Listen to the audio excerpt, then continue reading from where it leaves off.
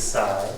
I guess we can get started and review the April minutes. If you accelerate it, I'll make a motion to accept them.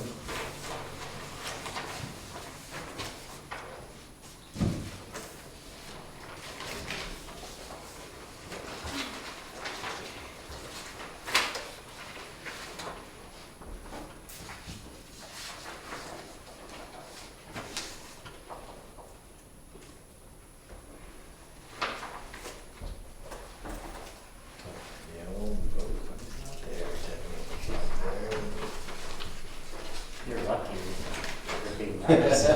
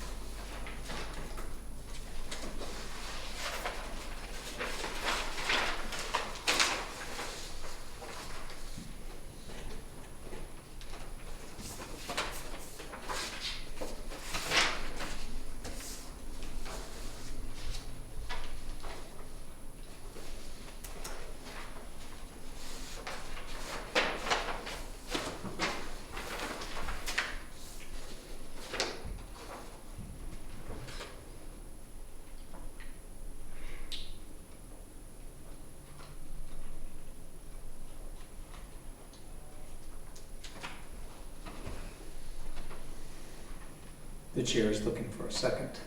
I wasn't here, so I was. I wasn't here either. Can I second anyone? I'll second. No. Okay. Those in favor? Aye. Opposed? Sorry, that was a slow aye. Okay. So, okay, Prospect Farm. Ellen, thank you for coming. Thank you for letting me come here. And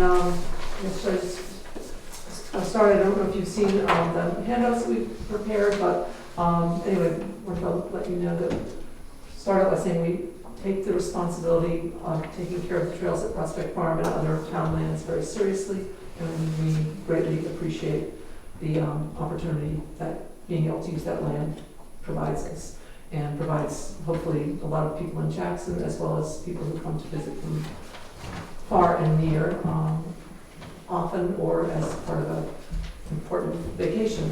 What we are asking is to consider bringing the agreement that we have with you into more alignment with our parking access up there. The parking that for Prospect Farm is on private land. It's owned by Mr. Valentine, and he has allowed us to create a parking lot. And right now, that contract extends until 2038, which is about 14 years. And so, in concert with that, well, basically, we're doing a lot of work to provide low snow skiing, which even at Prospect Farm, which is the high elevation, low snow skiing is it's just something that's really important for the continuation of skiing in the Northeast. And we're taking the steps that we have to take to make that happen are expensive, and they and time consuming, and we just would like a longer time to so basically amortize that work, as it were. And so we were hoping to What was that word? amortize. Okay. Yeah. So, we've been doing a lot of ditching. I mean, rock removal on the road bases. We have to work this. Another sort of whole side piece of this is that we're working with, the National Forest has an overlay on some of these trails. So whenever we work on their land, we have to meet their standards, which are, a little more stringent than on private land. So, but, we've worked really hard to prevent erosion on things that we might recognize, the upper section of the Wildcat Valley Trail, so above the orchard. It's not super wide. It's was created to an older standard, and we're trying to ditch the right uphill right-hand side and then provide water bars to the uphill left-hand side. And so One element of this addresses some of the maintenance that goes on above that, to that point and above. We'd like to maybe take over some of the mowing that's at the higher elevations. We're not talking about the orchard, but we're talking about up on the Halls Ledge, the second field up there. So that's an area where we've been putting in an increasing amount of work and just need to be able to maintain, take good care of it. On the mowing, what have you mowed up there previously? We've mowed the trails up there, Yeah, but there's an outside contractor who does some of the mowing up there who currently mows the orchard and, yeah, Rick Davis. yeah, and we'd like to use a smaller vehicle on the upper trails. We have a number of smaller vehicles and we just, the orchard's a nice big space, it's got a good road going up there. You know, you can drive a good-sized vehicle up there to take care of that field. We would like to take care of the upper area, I call it the Simone area, where the Simones have put up a panorama view up there. It's it's up on the Halls Ledge Trail. And we'd just like to be able to do that as part of our fall mowing. And just, so it's a smaller vehicle. A big rig kind of tears up the water bars. So, that's the only real change up there. And I guess this would sort of formalize, I think as part of the master plan for Prospect Farm, you've got, we are taking on the clearing of the view sheds, the special view the outlooks, and that would wrap into that nicely. And we also would like to put in there that we would make the signs for the cellar holes. I think we have a good sign making capability, and we could make the signs for the cellar holes and make them a little more visible for summer and winter users. We like to have people who come here have a little bit of a takeaway of the history of the area as well. I think we could make nice signs for those. So there's a couple of changes. They're sort of highlighted, or I guess we call them gray lighted in our copying here. But we'd like to see if you consider extending the contract instead of going on a 5-year basis. Let us go out to extend it to 14 years this time. Just it would align with the agreement we have with Mr. Valentine, and then it specifies below where we would like to manage the mowing, that we would make the signs, and it just basically quantifies some of the work we'd be doing on water bars. And if I could, I'll put my Jackson Ski Touring Foundation board hat on for a second. One thing that we have learned is the Bog Brook Road is a Forest Service road on town land. The Carter Notch Spur is a Forest Service road on town land. The Quail Trail is a Forest Service road on town land.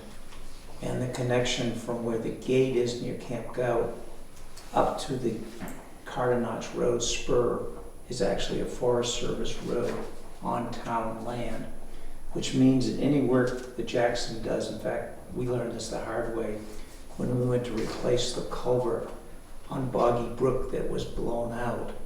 We had to meet Forest Service specs, even though it was on town land. But the town has an agreement, I suspect, when the Forest Service wanted to put these roads in, they made an agreement with the selectmen so that they could put the roads there to access when they were in their logging. But it does mean that the Ski Touring Foundation actually any work on those trails has to meet Forest Service specs, and anybody that's tried to meet Forest Service specs realizes it's a lot more expensive. Yeah. But understandably, right? Yeah. Right, if you're driving logging trucks on there, they want Yeah. the roads to be able to maintain. But like when the culvert was replaced, we had to have their engineer on site, even though it was on town land. Right. Now, they have no responsibility about maintaining the road, or it's just that their time frame is as, It's if we want, Yeah, that's what I which is kind of odd, because Right. a blown culvert doesn't meet anyone's specs. right, But yes. And they're way behind, like Oh, yeah. if you've seen the North Hall Trail, Yeah, the blowout there, essentially, they say they're so far behind schedule, if you want to get it fixed so that you can use it next ski season. It's on our list, but we can't tell you what year Right. they'll get to it. Yeah. And that said, we have a wonderful relationship with them. They're, I mean, Oh, yeah, they're- yeah, but understand. it would be something. I'll tell you Yeah, what. I mean, Town Hall Road, Slippery Brook, East Ranch, those are all washed out. Yeah. Still, gates are closed. Yeah. All the gates are closed out there. Sawyer Pond Road probably will not be open this year at all. Mm. Yeah, I'm happy to answer, either Ken or I, answer questions about. The bullet point down here about the last one on the front page. Sure. So that is just in regards to maintaining and moving the water. So it's the water bars, the side drainage, but it's not in regards to like the layout or width of the trail or anything like that. Is that correct? 'Cause you know, as far as just for Wildcat Valley, because you said, oh, it's a narrow trail, it's not to But we're this. not planning to, we're not Okay. asking to make it wider. Okay. We just want to be able to use the current footprint more effectively. I guess that's what I meant. Because I thought I heard you say it's like, oh, it's narrow, it's not to the standard that we kind of use for like some of the bigger, wider trails. So that's what I was. I But think- this is just saying for maintaining drainage. Yeah, we would like to make an official drainage on one side. I mean, that's sort of the, I guess, best practice that, or most effective practice anyways, make collect the water on where it's coming off and then give it periodic places to drain off. And not at this point, I mean, culverts are awesome, but I mean, on that trail, we'd like to be able to do it with water bars for the most part. And water bars are super sensitive to erosion with vehicle traffic, Mhm. so, So the gray lights are additions, yeah, changes or additions, yeah. okay? Where it mentions the town loader doing some work, would that be at the Valentine parking lot? That's not. Because I'm not sure that the town is gonna be able to go into private land, whatever the circumstances. But I would check on it, I don't think there's any harm in it, but Okay. I would wanna make sure that that's okay, Okay, as far as insurance and all. That's in the current lease right now. Number 8. I think your question is valid, but yeah, that is in the current lease.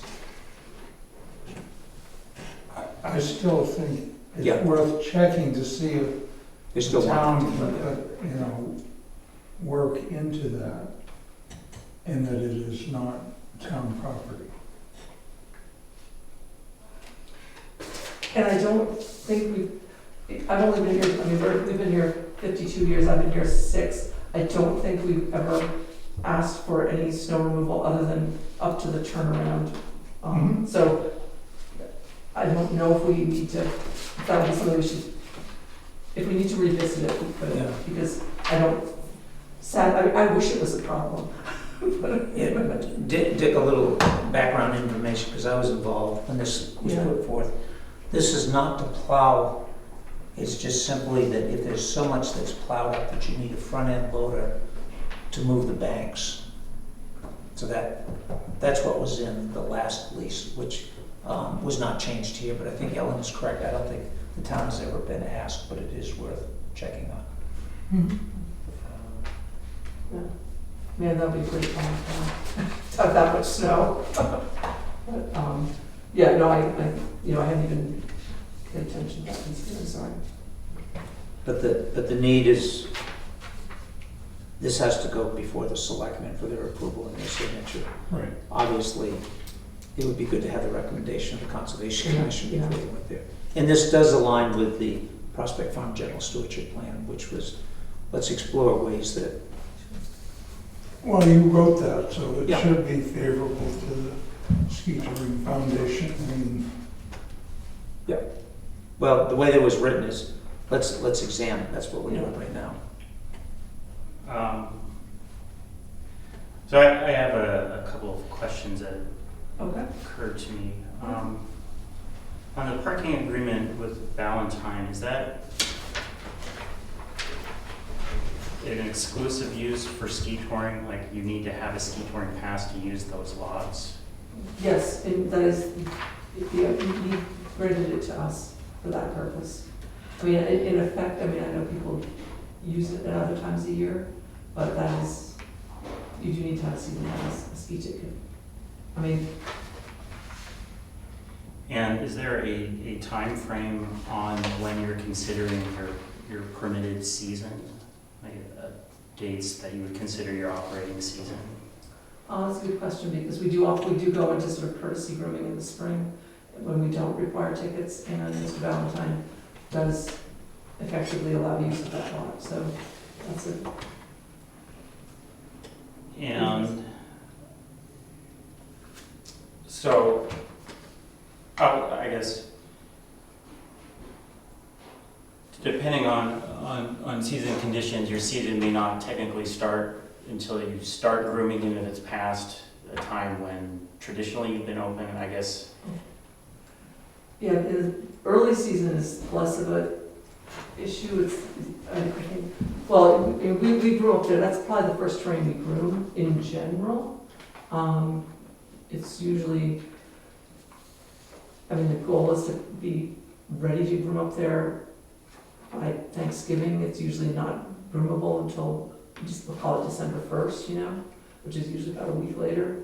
And then it can be a little periodic. Right, so I guess what I'm getting at is outside of operating times or, you know, when the requirements for a trail pass access, so if there's no snow on the ground and the signs are up saying that you need a trail pass to use this even though it's not open for operations, how would that work? I can tell you how it does work, but I can't tell you how it should work. I mean, you know, that's, Yeah. I mean, that's really up to Mr. Valentine. I mean, it would be up to him. He does not seem to, I think he looks at ski season, he does not, but I mean, it's, Well, he has it posted now that it's for open use for foot, pedal bike, and year round. mhm. So I don't know outside of how that exclusion changes in the wintertime when ski touring takes over. I think his intention is to support the Ski Touring Foundation by, when we are open and selling tickets, you have to have a ski ticket or a season pass. Okay. And that's why anyone who lives in town can get a season pass that's good on town land, which would cover them entirely up there. I mean, it's a season pass, it's a slightly different season pass, but it is a season pass. So anyone who is a resident of the town can get that season pass and use that parking lot during ski season. So that was an old, or I mean, that's been the policy. Do you have any take up on that or any way of tracking how many Jackson residents have obtained a pass like that? I think there's usually 2 or 3. It's pretty small. Except for the children, there are, I should have counted up, but I mean, like, basically anyone under the age of 18 can get a season pass. So, there's 46 school children, I mean, and then there are more children in town between the elementary school and high school, and some of them have season passes as well. Okay.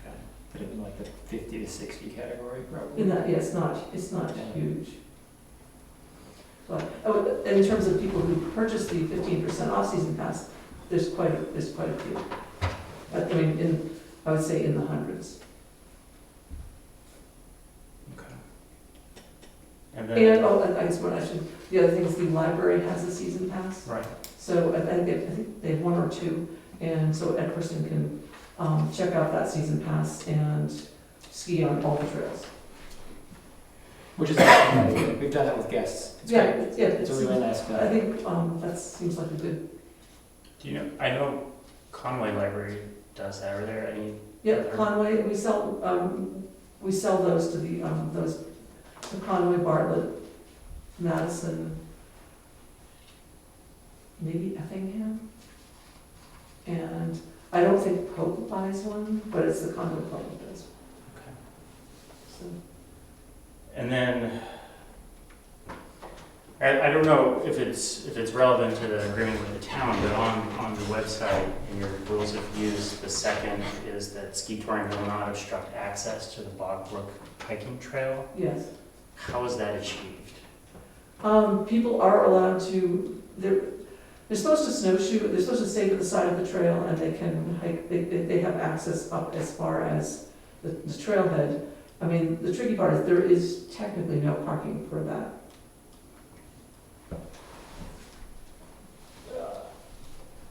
So that would fall under the use that Valentine has provided, Yeah, does not yeah, include hiking access that would be available in the summer?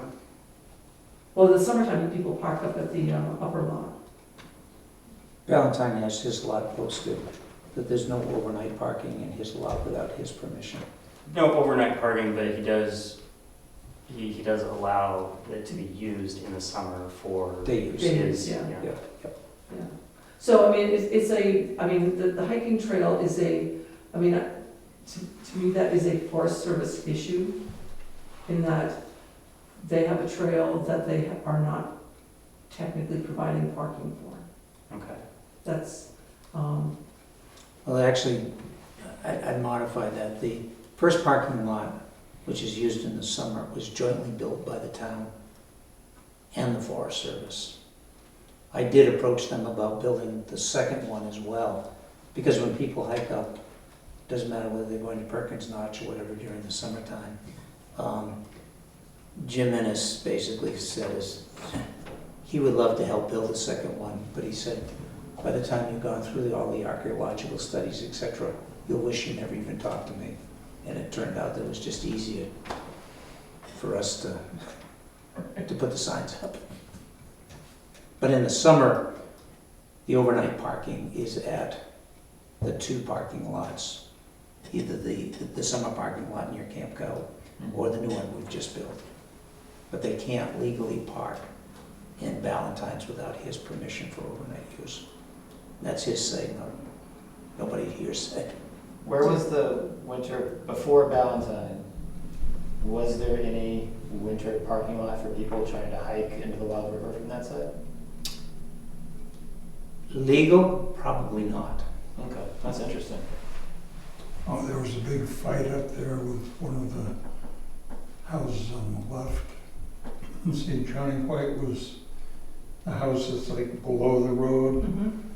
Well, I know the people in I think the last house Yeah. that cabin, yeah. really went through, really had all kinds of. Oh. And it was, I mean, the town was trying to just turn around, the plow truck was trying to turn around there. And So that's they why you didn't- had extended the road probably? Wow. That's why, I mean, just, but at the time, you know, they had people coming in and parking in their dooryard, and they couldn't get into their house Wow. Yeah. because of, you know, cars in the way, so. They still have it pretty well posted, no turning around here, Yeah. etc. Yeah, no, and I get it, you know. Well, on a busy weekend, I mean, there's still not enough parking up there, so Yeah, people are looking around Yeah. for, yeah. that's why I wanted you to invest in an electric bus, just bus people. Okay. Every year I do look at, I didn't look at an electric one, but, yeah. Well, I was looking at electric vehicles for the town. If we get going with the solar Mhm. production and had enough, you know, we could have a charging station and, Yeah. you know, there's all kinds of battery technology and engineering technology for vehicles now. Mhm. It was slow, but Yeah. it may happen. Oh, it's coming.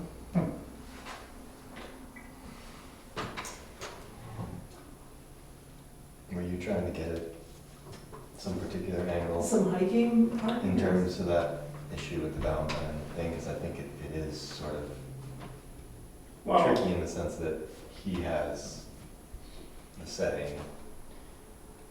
I think it's just if you're a rule follower Yeah, it's fine.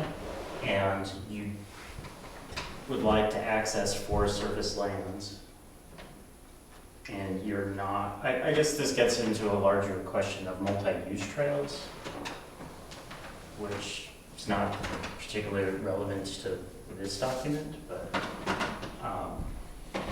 just the signage that's at Valentine and along the trail there indicates you can't walk on that trail, but you should be able to walk on that trail to access the trailhead.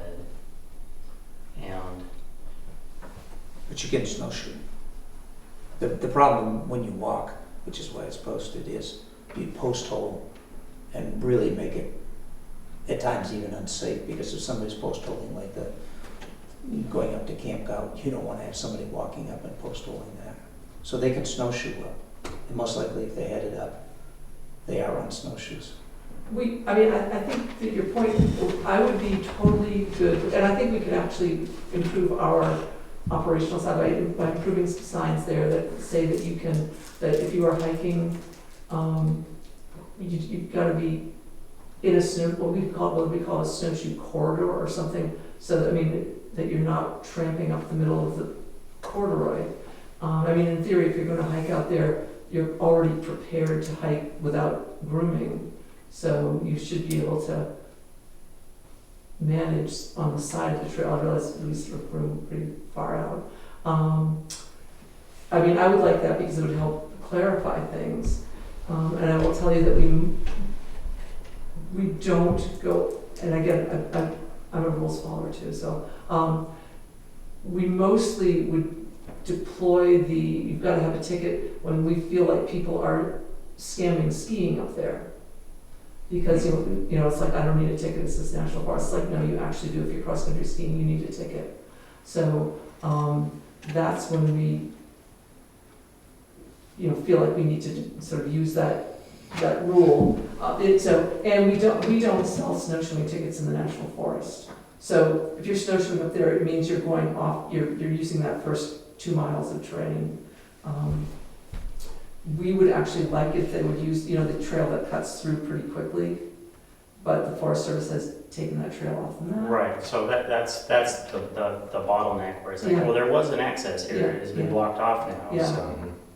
I know, so What if there was just simple snowshoe signage, almost like there is in other places, so Yeah. like, it would maybe just alleviate some of that sure, maybe lack of, irritation for some people and Sure. confusion for others about, yeah, like, well, I kind of get it, I don't want to walk on this either, but, What am I I supposed don't to really do? know what to do, Yeah. and I don't want to ask, because now I Yeah. feel like I'm the bad guy, or, yeah, maybe it's just like, obvious, like, you're walking on the right-hand side, this is the snowshoe corridor that brings you to the Bog Brook Trail, and Snowshoers, stay right. snowshoe Yeah, access just to kind of- Bog Brook Trail, follow this, yeah. it doesn't take away Mhm. If many of you, the problems. if you really police this properly, which is not done, when they get to the summer parking lot, which is where the official trail takes off, most of them, because it's easy, because it's groomed, Right, don't Yeah. take that. correct, They go on the ski Yeah. trail Right. all the way around. They're already off the official trail. right, but at that point, at least then, it's like, Yeah, like there are other places that says, hey, like, on the Ellis, see, it's like no snowshoes past this point. correct, it's like now you're seeing, it's not Yeah. like, oh, I'm clearly not Yeah. supposed to be Yeah. here, Yeah. and now, Yeah, not to say as a skier, I also snowshoe, but as a skier, at least you then have a feeling like, hey, yeah, I probably don't have to feel like a jerk for actually telling this person, hey, yeah, you know what, now you're technically walking on the ski Yeah. trail, yeah, the access ended, Yeah. like, you're not supposed to be going everywhere. Just so people can communicate and it's clear. sure. Well, I'm also just thinking, long-term, in that if there was ever, if the town was ever to acquire the Lions property, that like, if that were to be a multi-use trail system, you're still gonna have this bottleneck issue, and I would just like that to be clarified, that if where there's a bottleneck, we can try to eliminate that, or just try to change people's perceptions of how the trails are used and Mhm. who can access what and where. And I mean, I guess getting into really semantic distinctions where on your website, on your terms of use, it said trail pass required for Nordic skiing. Mhm. So where does alpine touring fall into that on accessing the Wildcat Valley Trail, which is, I'm not Nordic skiing, Mhm. but The Wildcat Valley Trail is actually under permit to the It's on our Jackson Ski permit. Touring Foundation. yes, so that's what I'm saying. Oh, so it's not, but you're like, it's not Nordic, well, we could just change it to skiing. I could just change it to skiing, And I guess that would be, I think this is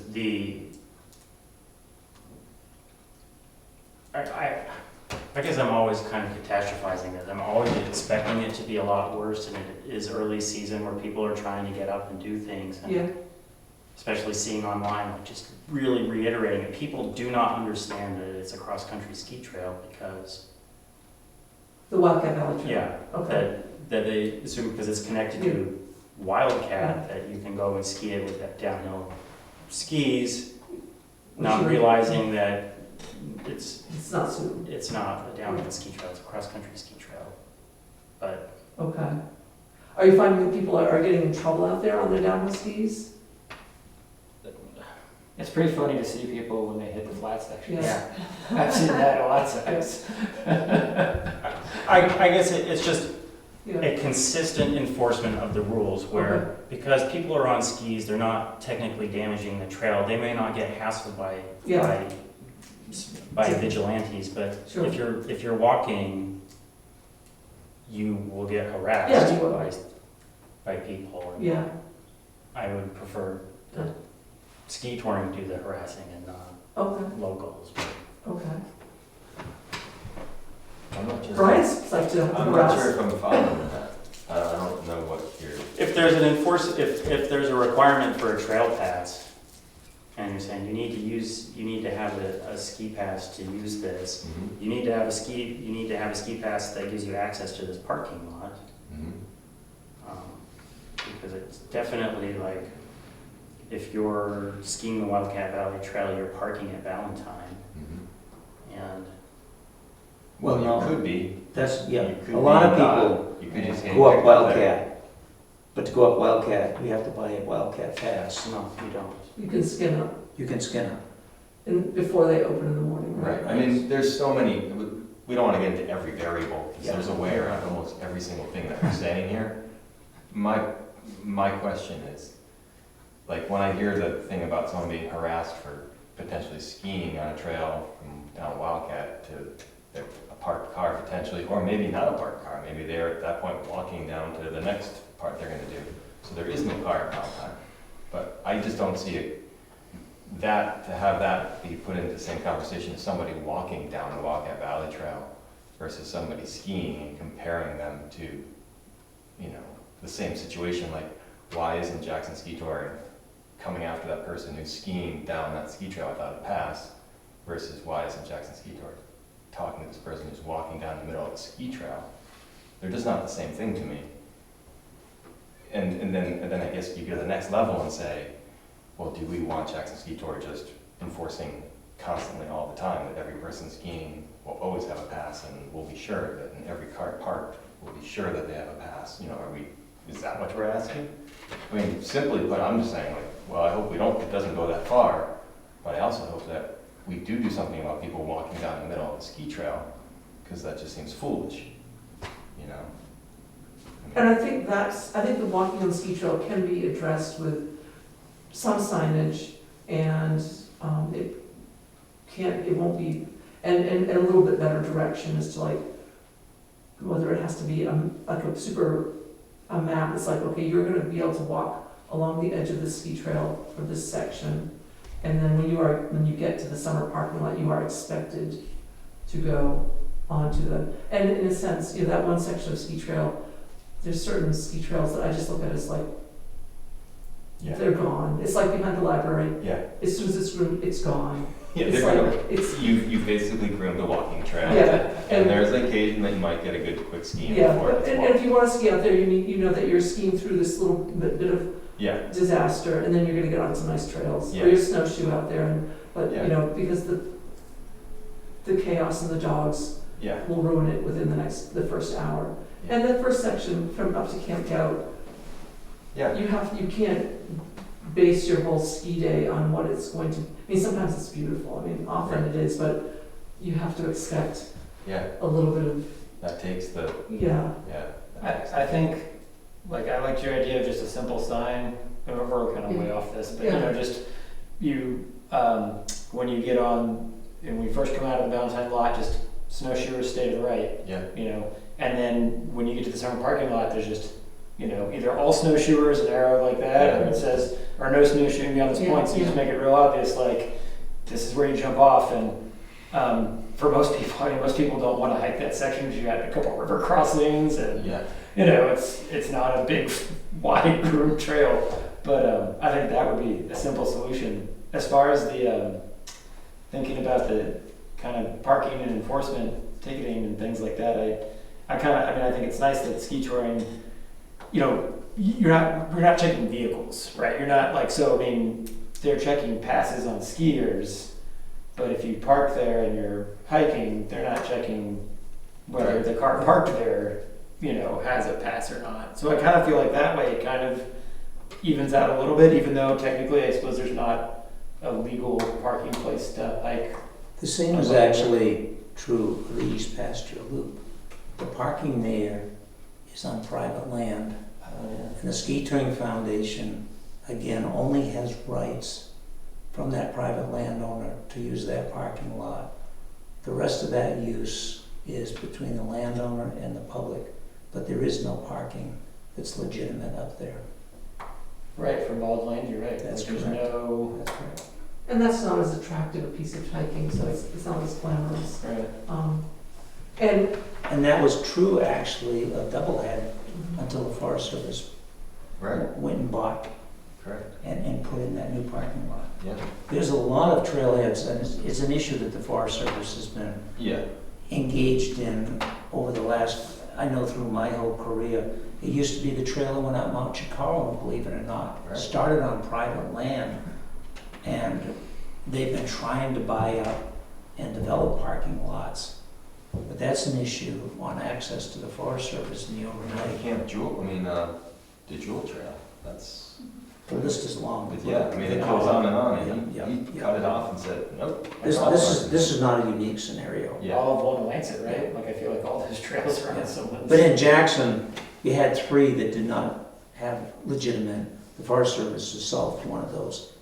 They still have 2 left. Mhm. One is access up through the Prospect Farm area, and the East Pasture is Mhm. underneath most people's radar screen, but it's no different than Prospect Farm. And does the Thornhill Trail go on the Forest Service land? That's confusing to me, it can't stay private, that entire. From which way? From Thornhill Road or from Yeah, the? from Thornhill Road. Well, that access is through here across to get to the Graustein, etc. No, this is near Jackson Ski Tour. Okay. Yeah, We'll I talk know, about we it. talked about that. I know what you're talking about. I know. sidebar. Yeah, We're going. by the gate with, or not by the. Yeah. So I mean, that's my, I mean, I think it's complicated. We're very lucky to have Mr. Valentine be as flexible, I think, and welcoming and open as he is. And I think some of the conversation gets a little bit concerning, is almost to the point if you ask too many questions, almost to the point of like asking him to clarify this, all these different things, do you finally get to a point where someone's just like, I don't want to deal with this, you know, like, because in the end, you can't really resolve it in the way that it satisfies everybody, and to put that on someone else and say, well, you're doing this for this and this and that, this isn't fair, at some point, I just like, either I'm gonna give it to you all, or I'm gonna take it all, so I don't want to deal with this, so. Ellen can correct me if I'm wrong, but he's pretty possessive about the land that he owns. Very. It was land that his father had owned, and he's taken over, I And think his it was his grandparents. and grandfather. his grandfather. Yeah, I've spent a fair amount of time, I've been looking at old pictures Yeah. and Yeah. getting a full rundown. We're very, very fortunate that he is as easygoing Yeah. as he appears to be with all of this. Well, he loves the land, and he does seem to, he's, he does want to share it for the most, as appropriate with people who like it the way, who like the outdoors. Yeah, He's been, I think, But he's pretty adamant about some things, like Certain things. no hunting on his yeah, property. no hunting. And he's got, his respectful use of dogs. mhm. Okay. Well, I guess we can get back into the more Sure. Yeah. relevant. I mean, is there any discussion or objection to extending to 10 years? Before, yeah, actually. Well, I was gonna suggest that we cut that back a little, because so much changes Mm. in 10 years. I would go to 7 years, halfway to Valentine's agreement, only because Yeah, we don't know what's coming yeah. up. I too am uncomfortable with I guess I say I'm uncomfortable with the 14 years or whatever that was, I think it was 14. Only because I don't know exactly what that's committing everybody to. And for example, if something did change where we did get Lions property or just something outside of the norm, that it would be disappointing to see We that haven't we thought locked of it. ourselves into It's not even something. in our conscious. But I like the overall proposal. I think it's wonderful. I just feel like 14 years is a long time for me to tell the future of, unless we knew exactly what else was maybe being restricted. As Maybe- things change in time. Maybe you could have a 1-year, 7-year option to renew, upon certain terms. So it gives some certainty Sure, to okay. Jackson Ski Touring, but gives some flexibility to the town. I didn't. A 7-year option to renew this agreement. So it'd meet your 14 years, and it would give the town an opportunity. It just lines it up. The way it is currently is it's 5, the option to renew. So, Yeah. With 7 Yeah, I don't know if it needs to be 7. I just feel 14's too much. What's the Forest Service use for special use permits? Does anyone know? I'm just curious. yeah, how long actually, You mean how long our special use? Yeah, like Forest Service does special use permits. Do they have a standard they use? Is it like every year or 3 years or 5 years? It's gotta be with fairly long tenure, I gotta believe, because when an alpine area yeah. invests the kind Yeah. of money that they do, they wouldn't do it on a 1 year. Oh, right. That's the challenge here is all of a sudden the cost of even maintaining Boggy Brook Quail, Yeah. these roads, all of a sudden we're realizing it's a lot more expensive. Yeah, For ski touring, that's the challenge, and anybody that gets involved in that stuff now knows that you go through big bucks real quick. is this all of the agreement?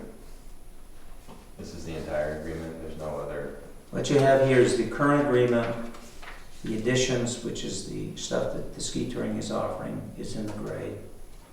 And the only change that you have here is to change the tenure. Otherwise, everything here is additional responsibilities that the Ski Touring Foundation would pick up in return for an extended tenure. Gotcha. Yeah, so it's doing things that will have a Otherwise- longer, clearing the view sheds, and which does involve, there's an annual level of that, but then, we realize that heading into this next couple of years, we need to go through there and do some major work below the field levels to maintain the view sheds. So that will be more work involved in that. One of the big things in this is preserving our limiting access by major vehicles above the orchard. That's a big piece of this.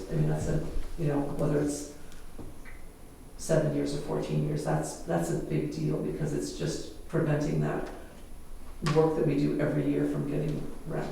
Mhm.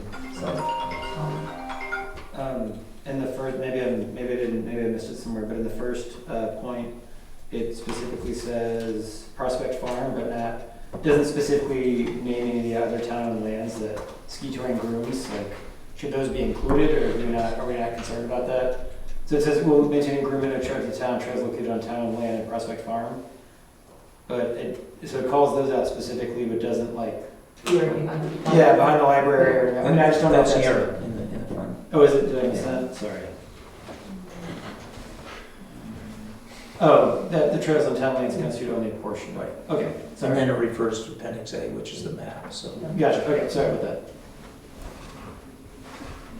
And that is in the current lease.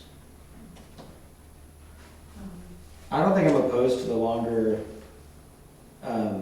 agreement if it means that ski touring takes on these additional responsibilities. Yes. 'Cause that's all, I mean, that's something I do want to say, like, give it the minutes, like, this is a lot of stuff to take on that makes life easier for all of us. So like, that's a really nice thing, that, like a nice perk, that they're gonna maintain those view sheds, that they're gonna mow up there, that they're gonna put the signs on cellar holes, that's like, that's additional work they're taking on, so. I guess, is taking on those things contingent upon the longer agreement? Is that what I'm? That's usually how agreements. Yeah, right. So I'm saying, like, if we went to a 7, you could be like, we're not gonna take on those things. Well, you can do a 7 with like an automatic renewal, but just if there's something really major that the town is annoyed with, that's what I was trying to say. Gotcha. So anytime any agreement is Yeah. breached, Yeah, then, I mean, if Jackson didn't go do these things after year 3, yeah, then essentially it has breached the agreement and the town could shut it down. That's true of most agreements. I wasn't thinking so much breaches. Maybe the town wants, maybe something's changed, they want to do something different. It would probably be by agreement anyway, but, yeah. I'm not opposed to the longer agreement. I don't foresee anything in this that I'm reading that I look at and think, oh, in 14 years, like, I really hope that, that we don't get a 15% discount. I don't know. I'm like trying to think of what in here would change that I would be concerned about, or that I'd have to talk to the town and say like, oh, we locked us into 14 years of this thing. I know. I thought there might be more that was within an overlaying agreement that wasn't here that said like, well, you're allowed to do this, we're allowed to do that, and it wasn't here. And we were signing to some other Gotcha. agreements, but there isn't much in here that makes me feel uncomfortable. If this is the whole thing, I'm comfortable with the whole thing. And appreciative of the extra work that Ski Touring has taken on. And understand that it does make sense that if you're gonna make the commitment to do those things, it makes sense to have the security of a longer agreement. That makes sense to me. Would it mean to change the language from, say, periodically maintained to annual maintenance to get? So on number 7, JS ski touring will periodically maintain side drainages, just the, like, and it'll be incorporated into our annual maintenance. Yeah. We could do something like that, I mean, that's in our, it is in our, yeah, I understand it is in your interest to maintain the trail infrastructure for skiing. but yeah, we could, I know, we could say we're gonna put in double our snowmaking system and just not groom Prospect Farm. I don't think we would do that. Because then we'd have 3 kilometers instead of, but, But we'd ski on 20 feet. But I mean, I can see, like, if you want us to say, we're not just psyched about it for the next couple of years, we're in it for the long run. Right, or just, Yeah, I think that, sure. maintaining the view sheds, that if there's an expectation that X will happen every year, so the mowing Mhm. happens every year, Mhm. soft work happens every year, Mhm. but hard infrastructure is on your schedule or on your maintenance schedule as you have resources or see fit. Sure, I mean, I think that there's gonna be different years, I mean, there's gonna be some years when no matter how well we all treat it, it gets, the weather just beats it up. And then some years we might, hopefully there's some years we can go up there and with, I mean, ideally, we get it to the point where volunteer crews could do a lot of the work with hand tools, but, I guess the goal would be to reach a standard that we would maintain, that would be hopefully higher than it is right now. And part of the logic in I get it. and making these as a commitment that Jackson Ski Touring would have is the view sheds have not been maintained. And it's very fortunate this Ski Touring Foundation saw that the drainage from above Orchard was not being, and fortunately that was fixed just before the December 18th, or that would have been far worse than what actually occurred up there. But that's very steep, the drainage comes directly down, and those water bars just had not been maintained whatsoever. And then in addition, because when Rick went up to mow, he's got a big tractor. Well, if you got water bars that go through, unless you go back and rebuild the water bar, essentially it just funnels that water right down the two ruts. So, you know, they came in, Jackson came in and asked about fixing these. It's fortunate it did. This would commit the ski touring to maintaining these during that tenure. Dick, did you have something you wanted? Well, I'm still interested in some review process other than 14 years out. I that think makes it's too long. And I don't know what the wording is, you know, but at some point, I think we should sit down again before 14 Yeah. years. Because I'll be 92 years old. Heck, yeah. And, You'll be cranky, though. right. Sure. This will be past my bedtime.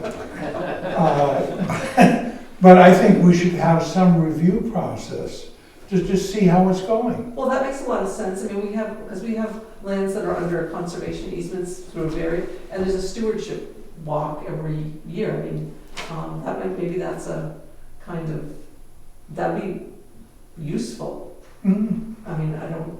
right, because it could be, the other side is positive Yeah, suggestions of, Yeah. you know, making it yeah, Or all more the usable. improvements you've made and that yeah, sort of thing. yeah, I mean, but yeah, and then you could see like, oh, I mean, yeah, we go through with Upper Saco Valley Land Trust, Society of Protection of New Hampshire Forests. The Forest Service is a different process, but it's essentially that. And even, the Wetland Reserve people we have, that is a process that exists and could be replicated. So, I mean, it puts the burden sort of on you, but it's not, I mean, I would say most of, you probably even out of your group, you could find someone who'd be psyched to go out and walk the trails and, just have a checklist and, might find new things, I'd be psyched. Yeah, I sort of, I don't know if I liked the wording where it was Jackson Ski Tour will annually maintain the side drainage and water bars. Sure. It just seems periodic could be interpreted to, that's any scale. You Yeah. know, obviously you want to do the best you can. Yeah. It only benefits Yeah, you and the trails. yeah, But there could be a point where someone says like, well, no, we get to that periodically. And Yeah. someone says, well, that's not soon But enough. that is a little Like, somebody has to, sure. and I guess it isn't so much that it means that if it's above and beyond what should be expected for what you should do for maintenance, then yeah, maybe there's other groups that have to get involved, but it just seems cleaner. Yeah. It says annual, Yeah. and then whatever that expectation is, Mhm. someone can say like, yes, we looked at it and this is what we thought we needed to do. Mhm. It's like, okay. Instead of periodic, it's like, well, Yeah. so I like that. Change the word from periodic to annual. Yeah, I just think it's, It's just I have to agree with you on something. Yeah, I think if you wanted to add a sort of annual type of, stewardship walk, whether stewardship is the right word, that would be. Yeah, I like that. Anything else, or, I mean, I don't know if you're just seeking our recommendations here, since that this will ultimately go to the select board. So I don't know if we need to make a motion other than offer our suggestions, since we're not a party to the agreement.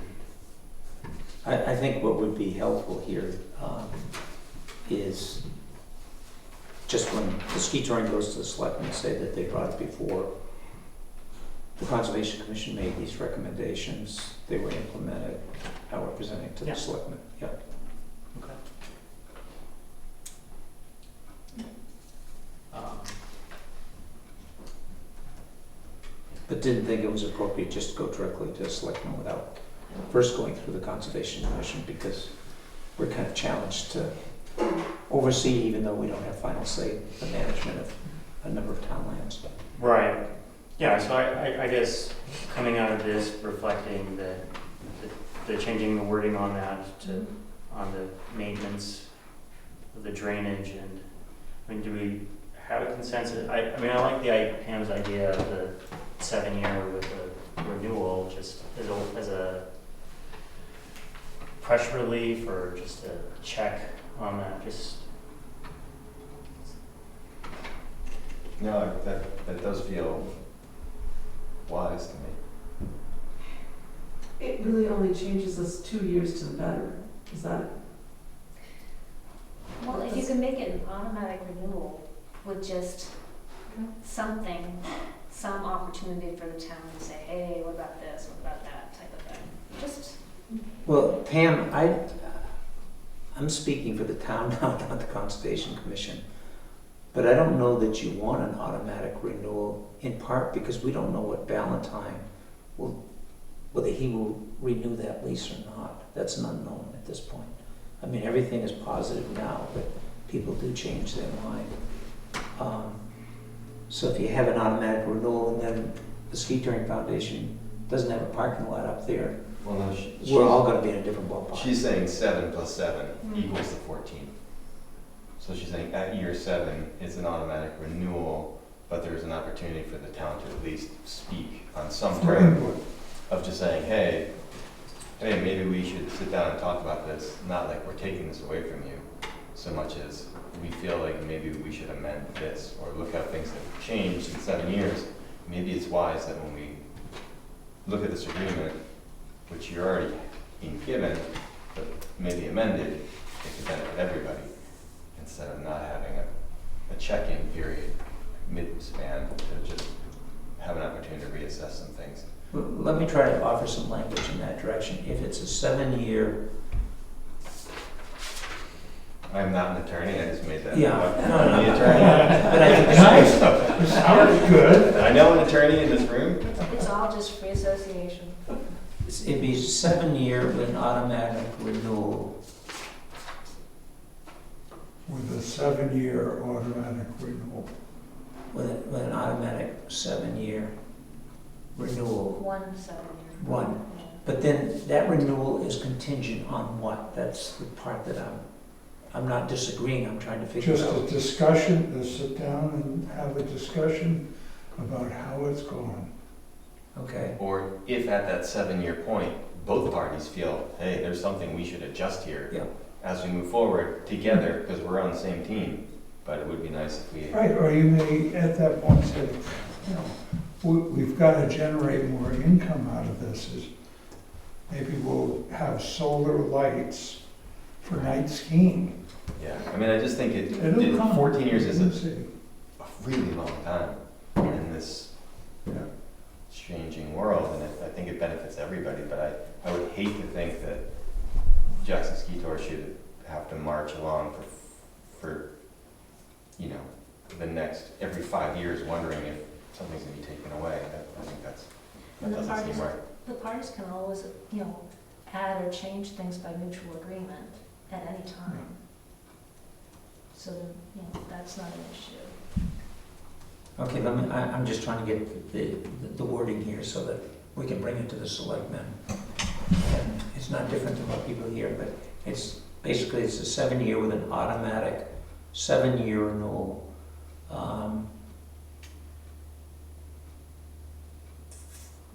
Following determination that major conditions have not changed. It's gonna be something of that nature. Yeah, Yeah, I mean, So to it's more benefit than- both parties. so it's more than it is now, it gives more than what's in there now.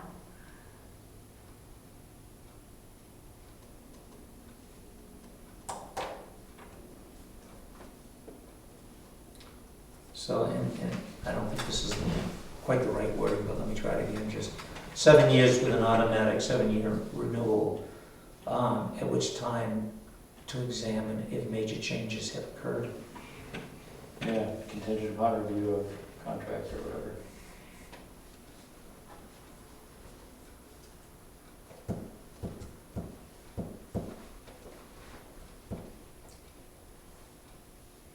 It's not a speed bump, it's a water bar. Aw.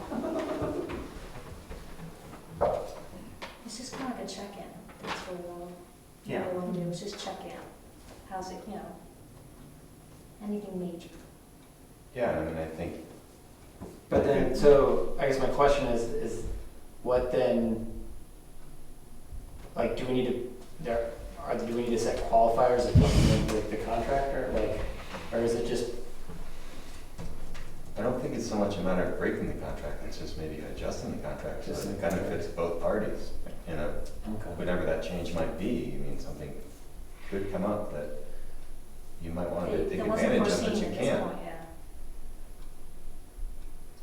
7-year with an automatic 7-year renewal, at which time a check-in to determine if major changes have occurred. And that would be a check-in with the Conservation Commission.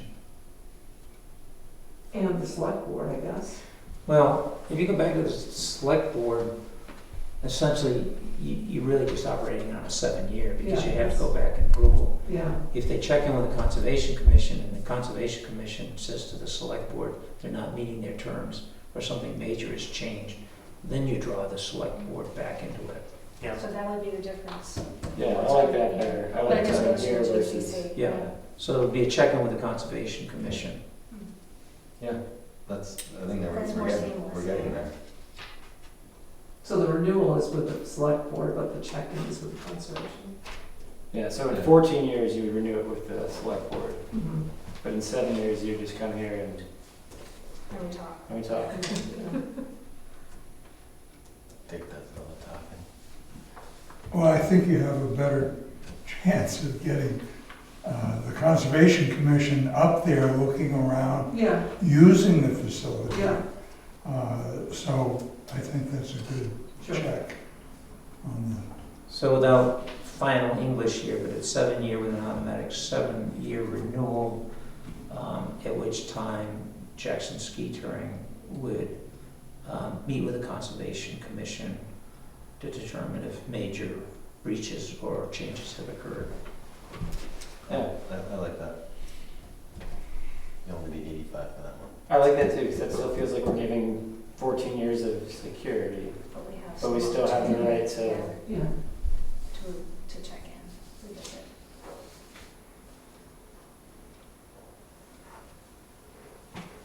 Okay, I like that.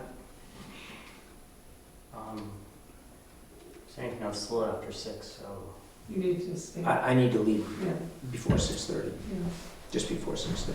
okay. Well, I won't rush you.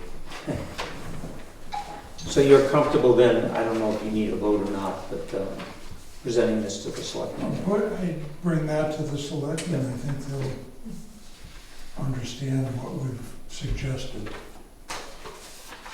And I will recuse myself from any head nodding, just because I'm on the board.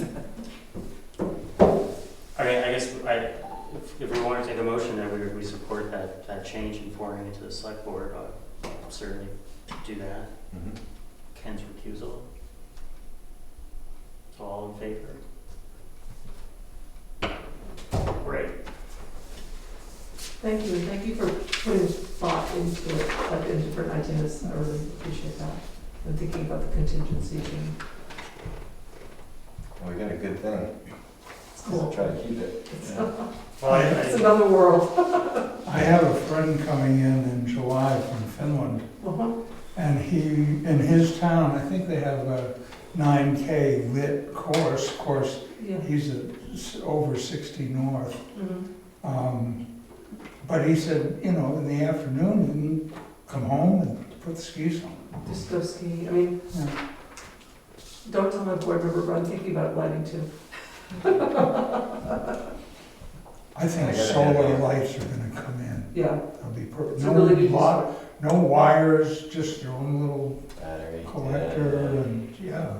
I can remember doing a race that they had those, remember those little kerosene smudge pots? oh yeah, that was And a, all you could see was this flicker, and then you would ski into this wicked plume. yeah. It was like getting in behind a diesel truck with no exhaust, you know, and then you go to the next one, it's like, God, I don't even want to get there because, And you really don't wanna fall. but that was what night courses Yeah, originally sounds were, you know, So, highway smudge pots. yeah. All right, well, is there anything else for Prospect Farm? No? I was up there today and road to the summer parking lot, not passable in my car, but probably in a truck or a four-wheel drive vehicle. The summer lot. To the summer lot, yeah, right before where the old Bog Brook Trail was, right where that turn, where it goes up. Like half the road is kind of washed out there. Yeah, and I don't know, that was, whether that was put in under FEMA, and that's an interesting challenge, because it's not clear to me. Well, actually, you're talking about on town land, not on up to Camp Gout. See, up to Camp Gout, it's a town class 6 road. It's, yeah, before Camp Gout, it's where the old Boggy Brook Trail used to shoot straight and the road goes to the left. Yep. So right at the There was a right- great big hole there. Yeah, just before that turn During into December the, storm, yeah. yeah. That's an interesting one, because the town has put in, and I don't know what the update is on that, to get repairs, but that would be on town road at that point. Because that's the class 6 until you get onto where the Forest Service road picks up. And that's on Valentine's property, but it's a class 6 road. I think Gary did a quick patch there last fall after, but like many areas. That's something we'll talk to Gary about. Because it's, actually, that's an interesting thing, because the town doesn't maintain class 6 roads. But to get access to our summer parking, that is the Conservation Commission town's parking lot, you need that class 6 road. Right.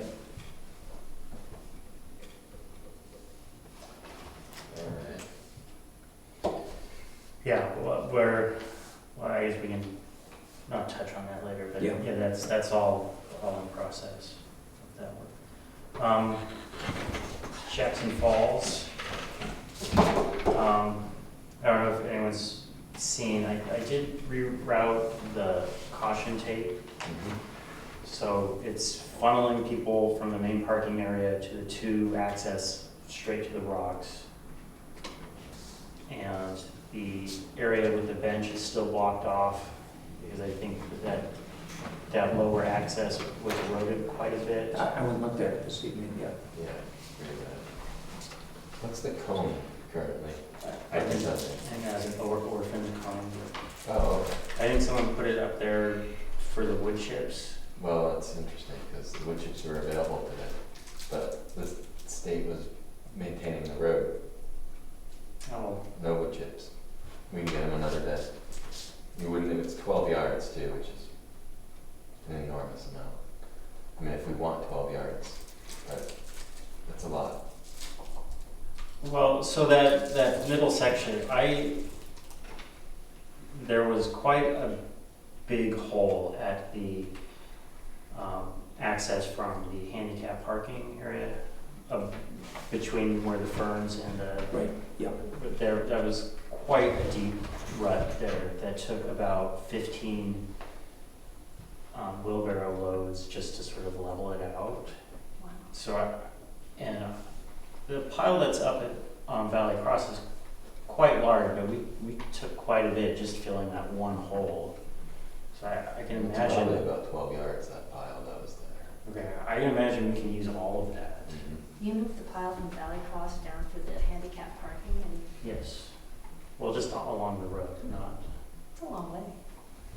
Downhill. Fortunately, it's downhill. I had a very lovely morning, so He rode the wheelbarrow. Okay. yeah, she pushed. It was teamwork.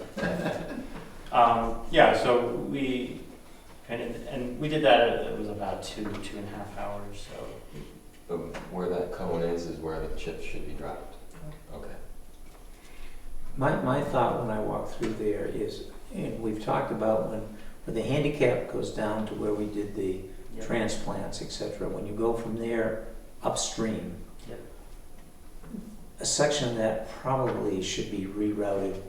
My thought when I walk through that again is that that's major. In the interim is let's just lay woodchucks again where we did before, understanding that's just temporary. But the use is picking up right now. People are gonna go there whether we like it or not. And then let's sit down and try to figure out how we're gonna deal. It'll be a huge change to shut that part off. Yeah, and to shut it off without really having it done well Yeah. means people are gonna go right back because they wanna be next to the stream. I don't think anybody here has come up with a quick fix on that relative to what's the right thing. I don't think No, there is a it's clear snow right thing. eroded too. Yeah, but in the interim is let's take the wood chips and the 12 and just fix those up. I think in the future, very similar to what the tape is doing now, you know, you can get poles that are about this tall with a little loop, and you've probably seen them in cemetery gates and that, and then like have nice yellow plastic Coated Yeah. chain. coated chain that goes along the narrow areas where you don't want them to jump. I do know that Baxter used that kind of thing just with string between posts up in certain very critical areas, and it keeps most, it's Yeah. never 100% effective. Right. But the minute you put up that kind of strong trail of definition, it's the same thing as screed walls, except screed walls are easy to step over. But I think we may need to think in terms of something like that, Yeah. particularly in the critical areas. And dogs often, dogs. yeah. Mm. That's my thought is, let's just get wood chips down now where we were before in the immediate.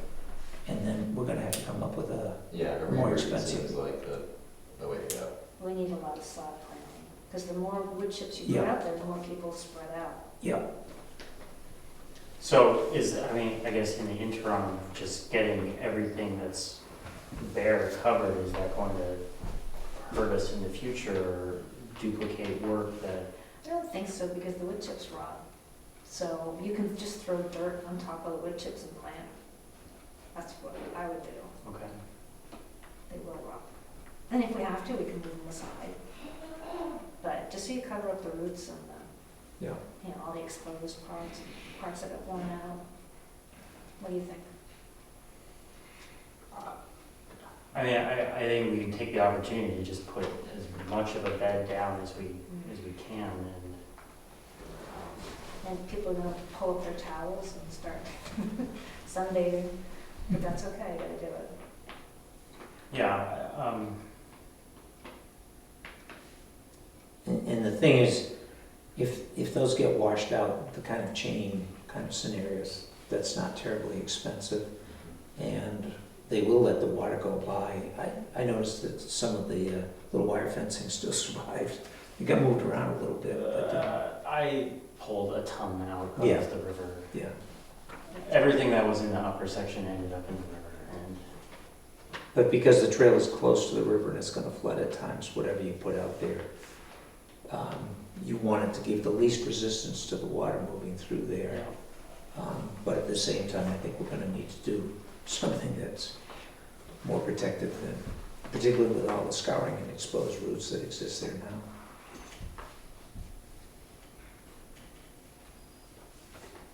okay. Well, Let's just, just to throw this, this is worst case, possibly worst case scenario. Let's just say that we, in the next 2 years, determine that that area gets washed out 3 times a year. What's the, at what point do you say, like, we're just throwing stuff into the river? I'm not saying that doing nothing is the answer, I'm just wondering at what point does that come up where it's like, just the idea of like, we need to plant sod and put dirt, I'm kind of like, really? We just, at what point do we think like that? I can't help.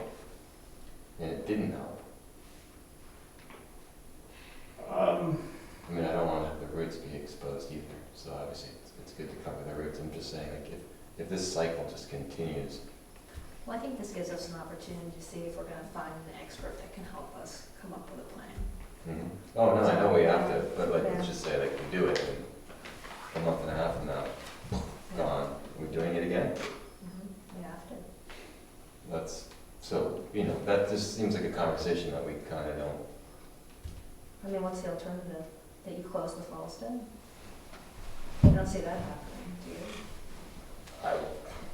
I would rather do that than see a truck drive dirt to a site just to have the dirt get dumped into the river. Yeah, I'd do close lots of things before I would use fossil fuels to deliver anything, just to have it be washed into a river, just to add sediment. Yeah. I Right mean, now, we're just because in talking the wood end, chips, the roots yeah. are still exposed. Yeah, but we're still just talking wood chips, not dirt at this point. No, you said put dirt on top of the wood chips and do sod Eventually, planting. because I think that if you can get the sod on, that the roots will go down and then it'll hold it. Yeah, it's not so much what can happen, I'm just saying what is happening. And if it continues to happen, at what point do it almost seems foolish, like we're literally dumping stuff into the river at that point.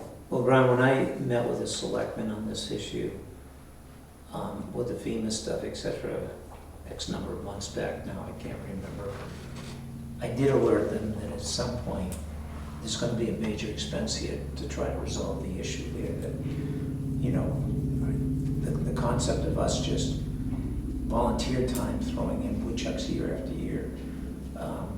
Sometimes this commission just doesn't have people who are gonna volunteer that time to go up and do what we've been doing. And we're gonna need to come up with a long-term solution. I suspect that because they have people coming in with fire buildings and this, that, and the other, they heard it and probably forgotten it until we bring it back. But I think, as Pam said, we need to come back with a coherent plan. It could have some major expenses, and we'll have to defend it with the selectmen and the town when that time comes. Yeah. But you've got a good point. Well, I say it not just because we're looking at the falls, but just when I think finally we're seeing on the roads and in a lot of the areas that are perennial washouts around town, at some point it's exhausting to see the same trucks driving to the same places, dropping the same fill in the same hole that you know washes out again, because it's like, you're not using the right product. Like, that didn't work last time, it's not gonna work this time. And look, it didn't, and then everybody downstream is dealing with someone else's mess who just simply drives up the same aggregate. And it's like, you need to use this erosion stone, you need to do these things to actually make this work. And I just don't I don't want to be a part of that process of like, there we are again, doing this thing. It's like, come on, these are just fingers in the dam. Like, we know it's coming, but I'm all about doing something that's gonna help, but I just feel like that's just like the conversation we don't really have, like, because we can't do anything about it. We can't control the river, we can't control the flooding, we can't control the weather. Ideally, it'd be nice if things just tempered back, but. Probably not go the other direction. Right, so. Yeah. So, in the interim, Yeah, let's spread which are tree now and apocalypse. Yeah. Well, I think it goes back to the point of, we talked at one point 2 or 3 months ago about needing to bring in an outside expert to be able to give us realistic expectations of what we could do, right? And so I think it's great to tell the select board at some point, like, we'll keep putting our fingers in the dam for a little while, but at some point coming up, there needs to be either a new dam or a new, that's gonna have to happen. And I think it's a strong case because the falls are a big center part of the town and draw lots of people, and I think it is a place that makes a case for spending money on, provided we're doing it the right way. I guess the part I probably, now that I hear you say that probably kind of hit me, was we talk about the falls as this area that we have to protect. We have to spend this money to protect the roots, and we're potentially going to be putting organic matter on top of roofs, which we think is probably gonna get washed away. But the reason we're doing that is so people can go visit it. That's the part maybe I don't get. So it's like, if this is really about protecting the trees and the falls, the way to do that is to actually not have the people walk over the roots. You know, it's about the fact that people are coming up here and walking on all of this. And we're gonna do everything we can other than say, hey, guess what? You literally cannot come to this part of the falls. And this is why. But instead, we're gonna dump dirt and have it washed into the river to protect it so people can walk on it. That's where I just kind of go like, really? I mean, I want people to go use it and visit it, but I'm just saying, it's gonna get to a point that, are we really doing that to protect the roots so people can walk on it? Or are we just saying, hey, this area washes out perennially, you cannot walk on it because we can't keep the roots protected? I think that's part of the part that I just don't, you know, what are we prioritizing? The people or the falls? And if it's really about the falls, then the people part's just, you missed out for 5 years while the falls literally regenerated, or they never will. And the whole idea of how to use the falls is different. Not to disagree, but the history of the falls was, it was gonna be developed into a hydroelectric project. And the town primary case was, it was too valuable as a recreation site for people because they used it, it was very popular. That was the logic that the town used in petitioning and getting it in the Wild and Scenic program so that it could prevent the hydro, because that was the only way they were gonna stop the hydro. That's But the it's history. still there. You're just, your form of how you're using it recreated has changed, just like how you get to use an area will change. If it washed off the face of the earth, it's still there, you just don't get to recreate out. Well, and I It's think, still recreation Yeah. because you're not working, you're but I think what Pam said is it's premature for us right now. I mean, I think, and we've had this discussion before, but when I went through and did a literature search on how do you manage trails in floodplains that are subject to erosion, the thing, and I didn't like it, but time after time is pave it, was the answer that many of the things in the literature search ends up telling you. I'd rather close it off. I'd rather They close it off. paved the Riverwalk, and that didn't hold out. But that wasn't paid. That's not okay. I'm not defending it, I'm just saying It that's, would have been washed that's what I out a keep different way, going or with. undermined underneath it and then floated away. It's just that, I guess I always struggle with that part of how dedicated people are to preserving something, yet it really comes down to, well, hold on, you gotta let people do their thing to it first. And I just don't agree with that, so that's just, I'd rather stay on the side of the road and see the falls and have access to go swimming, because there is access, it's just not the access that you want. I wonder what level of access and recreation we have to provide. I'd be curious, I don't know. Like there's probably like, well, certainly if it's part of the Wild and Scenic, there's different, like it's like level 1, level 2, level 3 as far as like what's allowed, like what can be around as far as buffer, you know, the buffer and like access points. And so I'd be curious what we have to maintain as access and recreation. Branch is probably simply, Because it might be a Point lot, of it might not access. be anything. in the agreement in the Wild and Scenic program is, it's the town's responsibility to manage it. And I don't believe that there's any serious federal oversight outside of like preventing hydro, et cetera, but the actual management of the recreation is in our lap.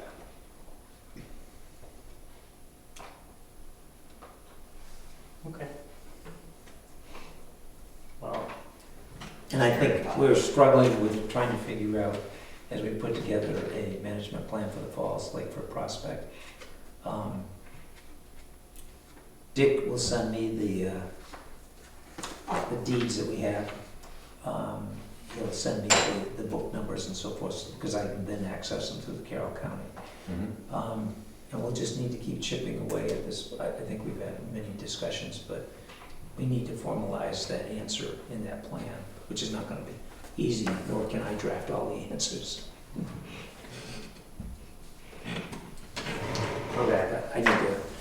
Excuse me, Thanks, so, yeah. yeah. Amazing. Thank you for managing not just Prospect One, but a lot of, all the cool parts of it. And then I appreciate going to 5, but after this, I go back to 5:30. Okay. And thanks for coming by. Oh, Thank you. No, thank you. Well,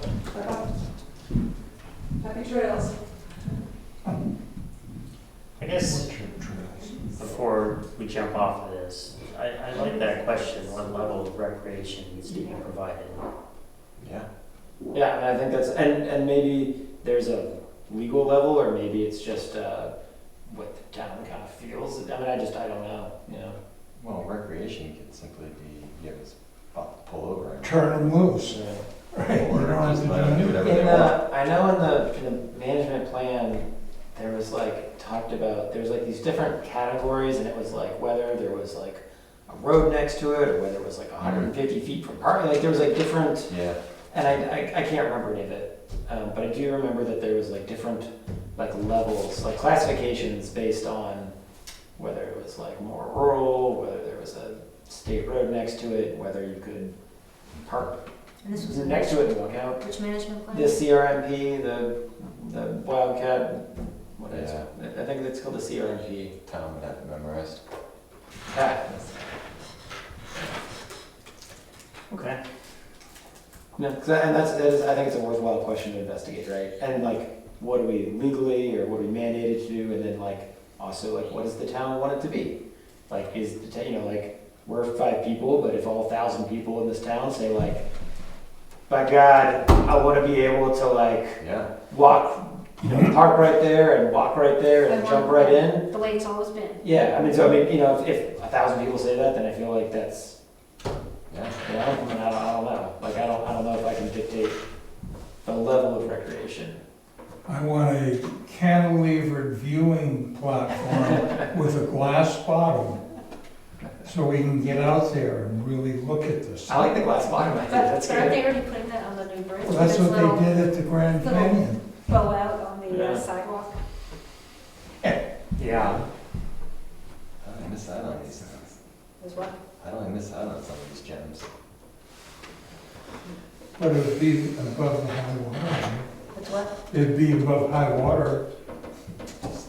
It could be submersible when you're in high water. You could, a dome would come over you and you could Yeah. experience the Terror? The water would just flow through it. It's just- Torture? Get waterboarded on the Wildcat. They used to have that shower. There was a shower cabin down there, and that water would come shoot out like a fire hose. I was a kid, I still remember it slamming me against the wall. I think I lost a toenail. It was Still fierce. It was fierce. So they've already done that. All right.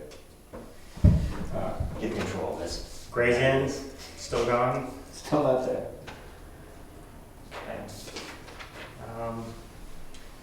Pam, you had an invoice for materials Yeah. for the community garden. What was that for? Soil amendments. I give everybody a bag, 2 cubic bag of garden soil, because they pay $50.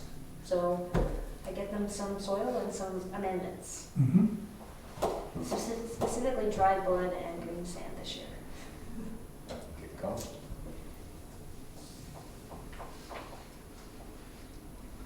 And then we just had the Sulpo mag from last year, and we're good to go.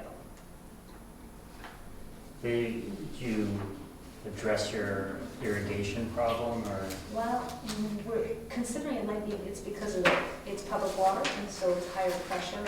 So either we need a pressure regulator, or we would try with just a really low flow. But right now, there's something about the anti-siphon thing on the faucet attached to the library, that's for both the library and us, is malfunctioning. That's what one of the guys said, who's on the community garden. So, it's kind of leaking. Okay. So we may have to address that. So we'll be paying that invoice out of the Conservation Commission? Yeah. I'm not sure where they put our money, you know, because we put $350 in, but they just kind of put it in the Conservation Commission thing. It might be in the money market. I'm not sure. Have to figure out where to put it, and then take it from that fund. Can you make a motion to approve paying that 204? Seconded? I, Aye.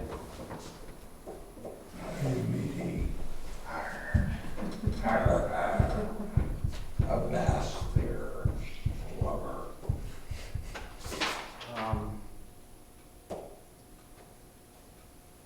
This VRAP guy. So I think we've been having some technology, I guess I can pull it up right now. He does not respond, he has sent mass emails and he's responded to one email about coming up here and offering us a training. He did not respond to availability, but they have a scheduling tool on their website, but all of the days they have available for in-person training are all midday. Midday or midweek? Midday, midweek. Gotcha. Or some of them were really early in the morning, but it just, I don't know if the way to pin him down is to just book him on the thing, but I don't know availability or how much time he's asking for. So I was trying to make it seem like a long way to drive from Concord to give us a 15-minute spiel. Could he not do that by Zoom? They have that, and he suggested it in person if we've never done it before. So But he didn't say how long, like, no. that makes it tough to schedule. Yeah. So I said I would check, but he did not get back to me again. So I'll keep on him, and if it's just something that I can do, or is there a time midday that works for anyone, or just it really is? Mine would all depend on the day. I mean, like my schedule's all over the place. Yeah. So no 2 days are never in the same place twice. Pick the days, I'll say Monday, Thursday. that. That's typically how that works. I could say I could make it, and most likely I can't.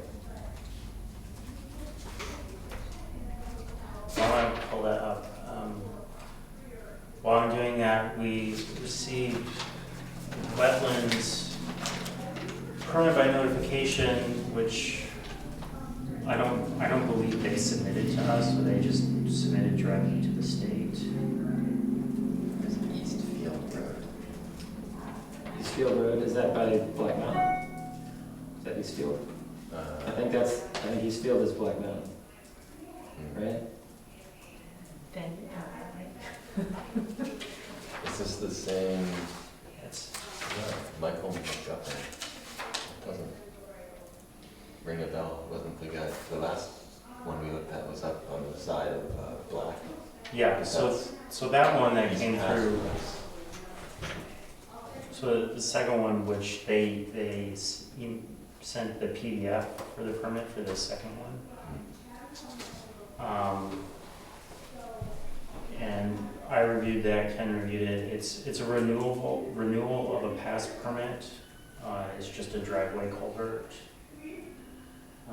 I didn't see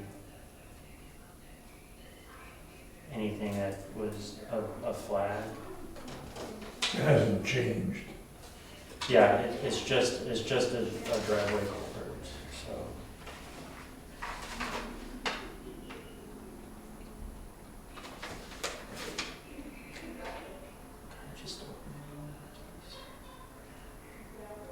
Those are only two of those things. And this one here, this Scott just didn't provide us a license or a proof of New Hampshire residency. That's all I'm saying on that.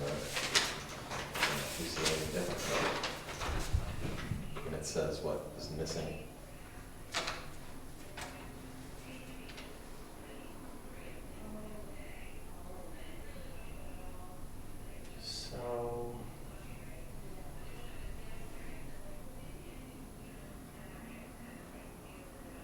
So it says their in-person training is 3 hours.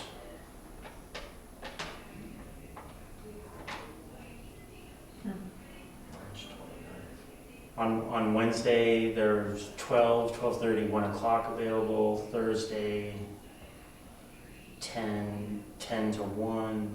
Friday, nothing available. Next Monday, from 8 a.m. to 1 p.m. they have available.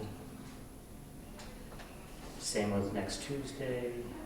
Same with next Wednesday. Same with, so it looks like all next week there's availables except for Friday. Times available from 8 to 1 o'clock for training. So if that works for anyone. We just schedule it and you guys okay?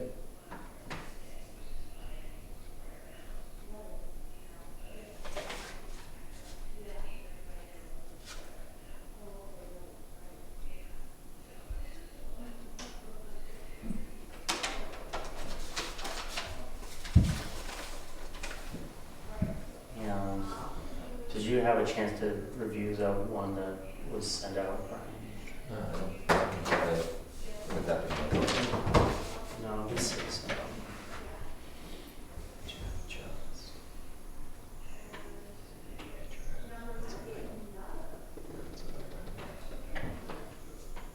this one's, yeah, so this one just came through, this is just a notification that was filed. And then there was another one that came through that was non-motorized dredging, yeah, and the news is missing is, which I don't, have you ever seen one of those come through? no, I mean, I've seen it, people do that before, but I've never seen it on that.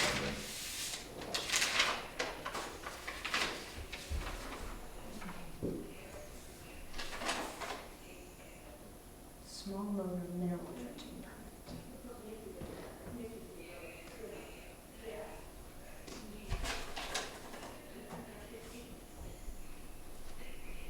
Well, what is town hall really?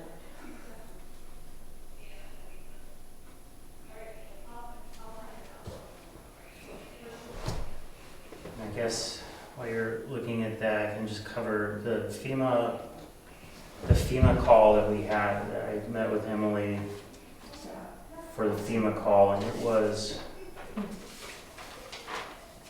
don't want to say it was disheartening, but it was chaotic. It was, have you had to deal with that, or? I know. It just seemed very redundant. It was like, it was sitting with a paper checklist and having them ask questions about things that had already been submitted. On the checklist. Yeah. Yeah. And then making a schedule for the next meeting, which is this week on Wednesday, which hopefully we'll get into more of what they're actually going to cover. But there have been no decisions made, so. It's the hardest thing you'll get is a decision. They have a way of talking around decisions that is amazing. Yeah, so I went into it far more optimistic than I was coming out of it, so.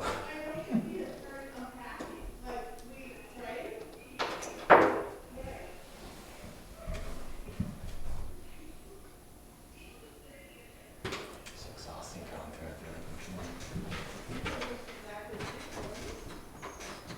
Yeah. They had, it was, they will be submitting a physical copy to be signed, but the copy is at the person's home and they are out of town. So they'll be dropping it at the town office next week, but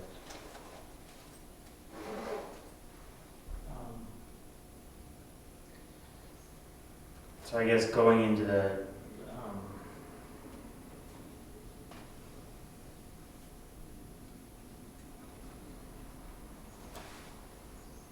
yeah, I don't know. At least he can't can't get out of order this way. That's true. Did you have a chance to review that permit? Which permit? Yeah, it's not. This one? This one? No, This one. um, I mean, it's a dredge and fill. it's for a culvert. I sent it out a couple of weeks ago.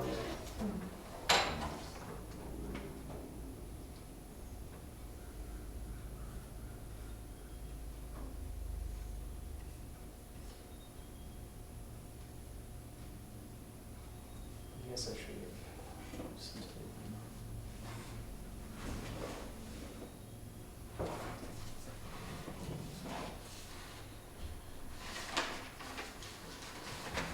That was for this, What date was that? 4/11.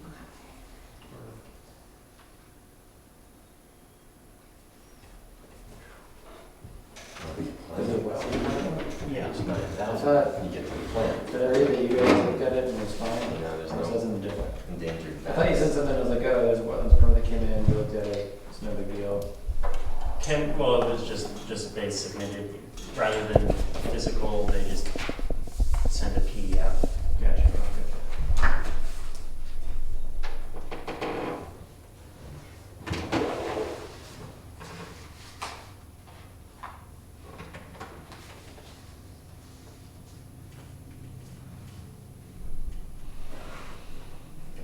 I mean, it's hard to get input anymore on these.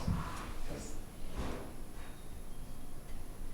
just, I know you could just fill wetlands, but Where are they filling? it said 186. Oh, is that, no, that was this one. Wait, I'm sorry, maybe I've read the other one that we were just looking at. Yeah, that was that.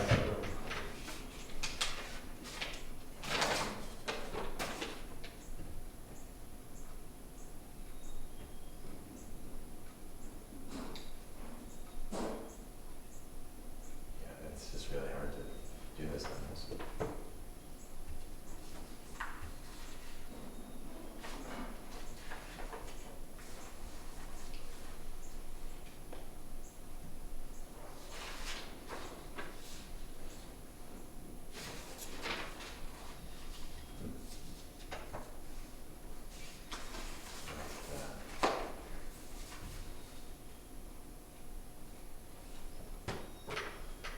Sounds good.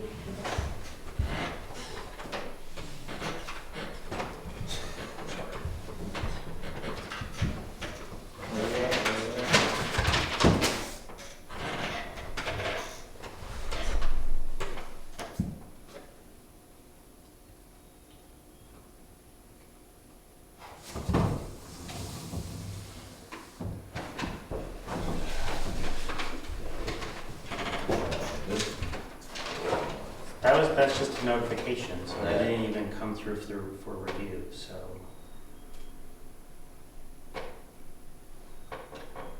And I imagine that's going to be more of the standard, because they're changing it. That they just need to give notice, they don't need to submit for approval. They don't have to wait for us to say anything.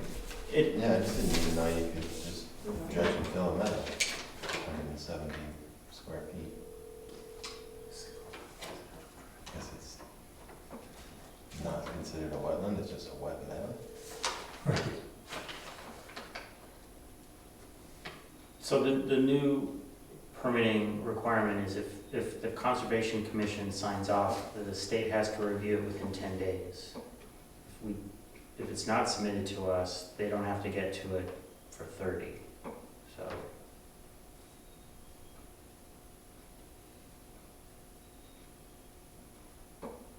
And I imagine just because we don't review, I mean, I think our timeline of reviewing these is not any more than we're able to give to it, I think. Right. Right, we have a meeting once a month. Right, to review the one permit that comes in, I don't think we need to have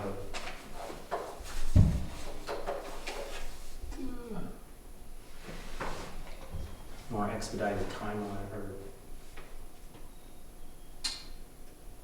Oh, Ridge Road is that one, Ridge yeah, is the one, like the Art Gallery Road that cuts across to yeah, Eagle. yeah, okay, yeah. Historically, there's steep on the right, and then there's always a ditch coming off the right-hand side of that road. Is Ridge Road, is it connect Eagle Mountain Road, or? Yes, Yeah, yeah. okay, yeah. Yeah, it's the road that kind of parallels Route 16. I don't remember this one. We looked at that.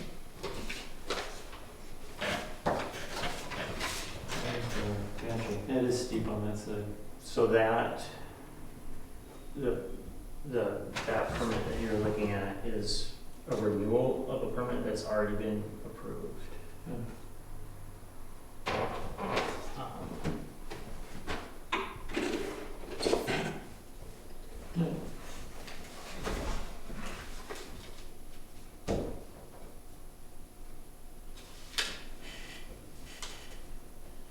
So do we do anything with it then?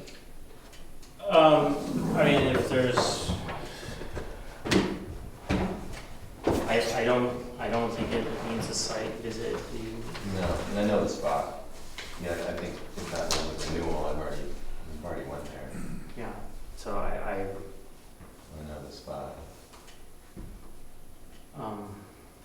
I was just, you can sign off on it. Yeah, Um, I think it's just tricky because you know that something's being done in a sensitive area, but legally you can do it, so you always feel like you're supposed to do something, but I mean, it's what most driveways are in most areas around here is there's a ditch because there's water and you gotta get across it to get to that house. That's how most people's houses are set up. So as much as you'd like to say, you should do this and that, you know, beyond a certain level, it's Do the town's requirements for driveway permits and ditches come up for review periodically, or? I don't think the permit has come up for review. I just in general as a principle, like, so the town standards for applying for a driveway permit, or? it's a good Yeah, I think they're in the book and, Yeah, there's a standard. you know, I don't know. Oh, I think Bird did it for Bartlett. I don't know if he's. I think he's reviewed the one for Jackson. I think it is in writing Yeah. at this point. And there's a minimum size in the culvert at the Yeah. road and, Pitch. yeah, there's a statement of pitch, although some 20 up on Tyrol that are not quite correct. Yeah, it's probably something that's not a bad topic for us to put on our calendar of things to just sort of investigate a little bit. As we're talking about things that continue to get done subpar, that is one of them. Well, yeah, I mean, just driving around, like, there's not a standard size, and, well, I mean, I see different how's that? I see Right, different implementations, and, Yeah. Correct. I think there's a minimum size stated. Yeah, I think it's 15, and now I believe most people are bumping to I 18s. think that was an 18, wasn't it? And this one? Correct. That was an 18. Whereas that most likely would have been a 12 or 15 only 2 or 3 years ago. Well, 12 was what was put in many times. Yeah. yeah, an 18-inch diameter plastic culvert is proposed.